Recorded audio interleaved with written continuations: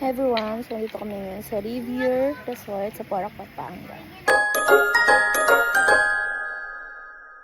Hi mga mi! I'm back again for another video and today, nandito tayo ngayon sa Porac, Pampanga. So, this is Rivier Jacob Private Resort and we stay here for my brother's birthday celebration. Actually, alam nyo, habang titignan ko tong resort na to, napansin ko na pwede pala siyang pang garden wedding. Na maganda pa dito mga mi ay sobrang relaxing ng place na ito. What I mean is open spaces siya, meron siyang river dyan sa baba ng pool na yan. Pwede kang bumaba para maligo sa ilog, habang nagkukwentuhan kayo. Actually, pwede pa kayong mag-camping dyan ha. Pero syempre may room na tayo mga mi, kaya naman dito na tayo nag-stay. So yun yung naging room namin ni Daddy Ian. And then, paglabas mo naman is, makita mo yung sofa and then CR naman yung sa harap niya. Pwede kayong magkwentuhan dyan. And then, eto na mga mi, sobrang laki ng balcony nila.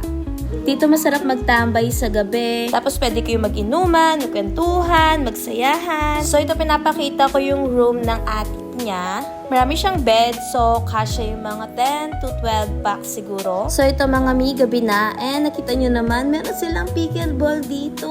Ang ganda, diba? Yung mga bata, pwede pa silang maglaro kahit gabi na. And then, kung gusto nyo rin naman maglaro, kayo magbabarkada or pamilya. Ang saya-saya dito mga mi. Hindi ka maiinip, marami kang pwedeng gawin. Etong mga bata, nag-enjoy sila. Gustong-gusto nila tong pickleball. Kasi syempre, sikat to. Ito nakikita nila sa social media. So, yan, nag-i-enjoy sila, naglaro muna sila. So, dahil birthday celebration nga to ni Kuya, ayan, nag-start na sila mag-inuman at tumama na nga Alfonso, mga mi. Nagsayawan na yan sila. So, dito na nga lang kami nag-stay, no, at nag-inuman mga mi kasi merong videoke dito sa baba. Ayaw na namin siyang itaas. So, ayan, dito na lang namin siya in-start. Ayan, lumalabas na ang pagiging dancerist nila. Aba, syempre, hindi papatalo ang birthday celebrant at ang aking pamangkin na loko-loko. So, yun nga mga mi, no, this resort really give us a good impression. So, maybe next time, baka makabalik kami dito. Anyway, nakita lang namin to through online. So, yun. Pwede nyo siyang ma-search. Alam nyo, minsan nyo lang kami makita ng asawa ko na sumali sa magantong inuman. Kaya naman, sobrang nag-enjoy kami tonight. Or dahil may kasama kaming bata, alam nyo na mga mi, uuwi na tayo, matulog na tayo ng maaga. Ito yung pinakita ko kaninang umaga and gusto ko lang ipakita yung sa loob neto. Ayan, ganyan yung itsura niya and ganyan din yung itsura niya sa gabi.